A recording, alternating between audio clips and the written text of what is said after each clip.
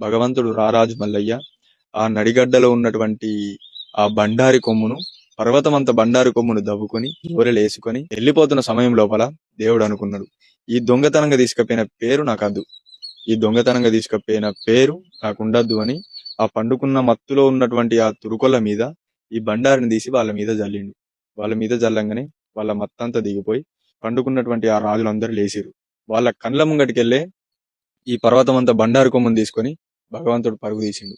పరుగు తీసి అందులో తురుకొల్లందరూ భగవంతుని ఎంబడబడుతుండే వాళ్ళకు ఆడవాళ్లకు బురకలు కావాలి ఉరకరాకుండా అని ఆ రోజు బురకలు పుట్టించిండు. ఈ తురుకొల్లకు ఉరకరాకుంటుండాలని వాళ్ళకు సున్నాతులు చేసిండు. ఆ రోజు నుంచి వెళ్ళి ఈ రోజు వరకు తురుకొల్లు సున్నతి చేపించుకుంటారు, ఆడవాళ్ళు బురకాలు వేసుకుంటారు.